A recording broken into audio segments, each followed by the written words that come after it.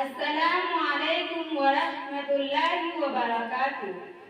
الحمد للہ الجبار والصلاة والسلام علی رسولہ المختار وعلی آلہ الاطہار وصحابہ الاخیار الی یوم القرار، اما بعد۔ اعوذ باللہ من الشیطان الرجیم، بسم اللہ الرحمن الرحیم۔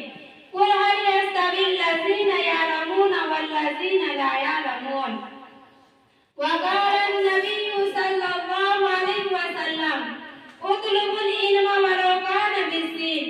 علم و دولت ہے جو کبھی لٹتی نہیں، علم و دولت ہے جو کبھی لٹتی نہیں، خرچ کرنے سے کبھی گھٹتی نہیں۔ بزرگان اسلام، معزز سامعین کرام، آج میں جس موضوع پر آپ حضرات کے سامنے گفتگو کرنا چاہتی ہوں وہ ہے علم۔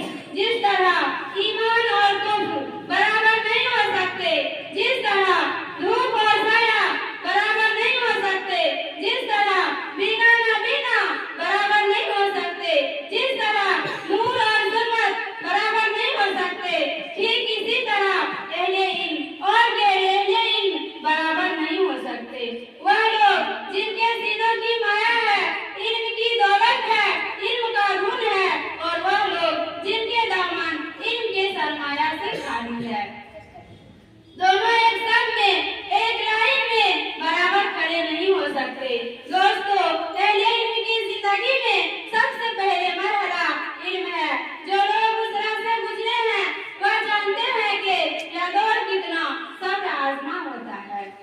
طالب علم اگر مفلس ہو تو اس کی زندگی مزید دشوار ہو جاتی ہے، لیکن اگر دل میں عزم ہو، حوصلہ جوان ہو تو مشقتیں بھی کافر ہو جاتی ہے۔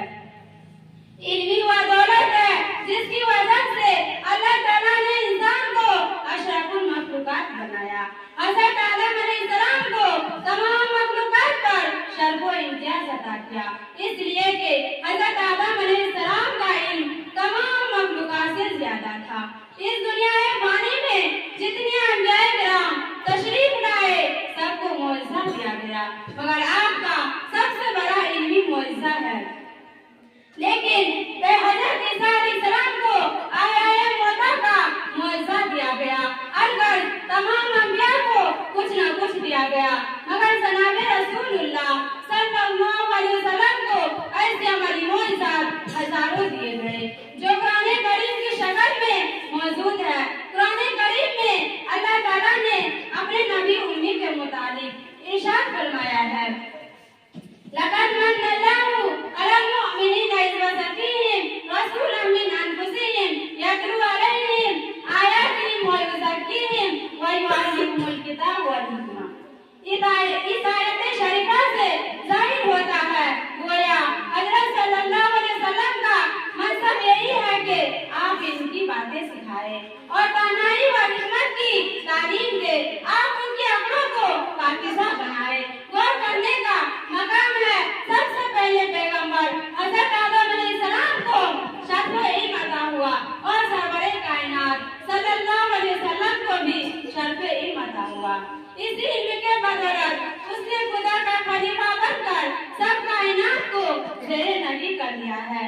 انسان ہی نے اپنے بل پر اپنی رہائش کے لیے عالیشان مکان بنائے جو آسمان سے باتیں کرتے ہیں، سردی گرمی سے محفوظ رہنے کے لیے لباس فیشن سوٹ بنائے، بڑے بڑے جانوروں سے آرام کرنے کے لیے مختلف قسم کے سامان تیار کیے۔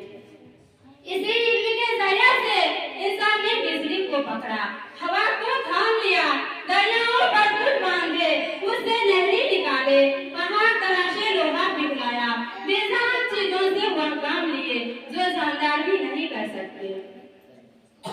محترم دوستو، علم سے کیا مراد ہے؟ کیا دنیاوی علم یا اخروی علم؟ واقعہ یہ ہے کہ علم کوئی بھی ہو انسان کو عزت دیتا ہے۔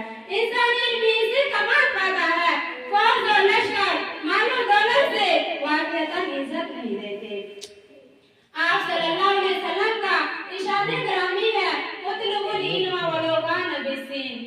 اگر علم کے لیے چین کے ملک جتنی دور بھیجنا پڑے تب بھی تنو علم کے لیے وہاں جاؤ، اور آپ نے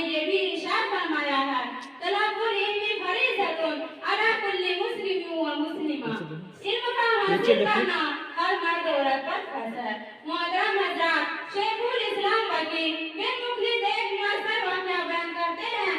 मैं एक ऐसी शख्स को जानती हूँ जिस पर तालिबे इल्मी की ज़माना में इतना सख्त दौर आया कि वह चुकंदर के पत्ते खाकर भूख को तस्कीन देते थे। पत्ते खाना कोई अजीब बात नहीं, भूख तो वह बला है जो अपने लगते जिगर बच्चों के कबाब माँ बाप को खिलाकर छोड़ती है।